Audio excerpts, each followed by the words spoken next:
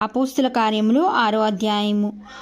ఆ దినములలో శిష్యుల సంఖ్య విస్తరించినప్పుడు అనుదిన పరిచర్యలో తమలోని విధవరాలను చిన్నచూపు చూచిరని హెబ్రీయుల మీద గ్రీకు భాష మాట్లాడు యూదులు సనగసాగిరి. అప్పుడు 12 అపోస్తులు తమ యొద్దకు శిష్యుల సమూహమును పిలిచి, మేము దేవుని వాక్యమును బోధించుట మాని ఆహారము పంచిపెట్టుట యుక్తము కాదు.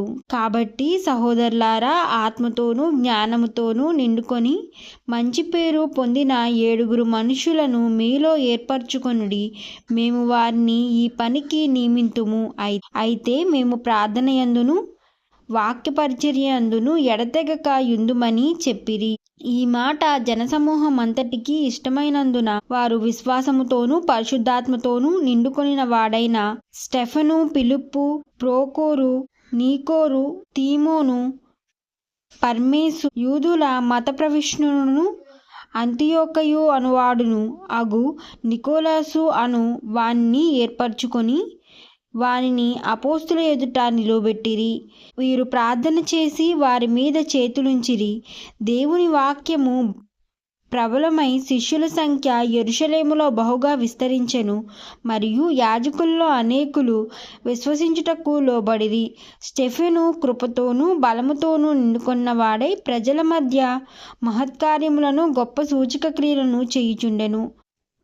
అప్పుడు లిబెర్తే అనబడిన సమూహములోను, కర్నేలీయుల సమూహములోను, అలెగ్జాంద్రియుల సమూహములోను, కిల్కీయుల నుండియు ఆసియా నుండియు వచ్చిన వారిలో కొందరు వచ్చి స్టెఫెనుతో తత్కరించిరి గాని మాట్లాడుటయందు అతడు అగుపరిచిన జ్ఞానమును అతనిని ప్రేరేపించిన ఆత్మను వారు ఎదిరింపలేకపోయిరి.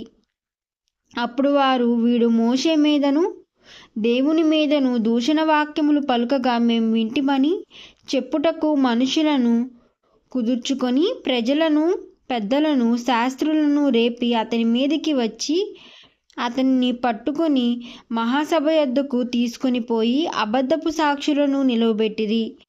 వారు, ఈ మనుష్యుడు ఎప్పుడును ఈ పరిశుద్ధ స్థలమునకును మన ధర్మశాస్త్రమునకును విరోధముగా మాట్లాడుచున్నాడు. ఈ నజరేయుడైన యేసు ఈ చోటను పాడుచేసి మోషే మనకిచ్చిన ఆచారములను మార్చెనని వీడు చెప్పగా మేము వింటిమనిరి. సభలో కూర్చున్న వారందరూ అతని వైపు తేరి చూడగా అతని ముఖము దేవదూత ముఖము వలె వారికి కనబడెను.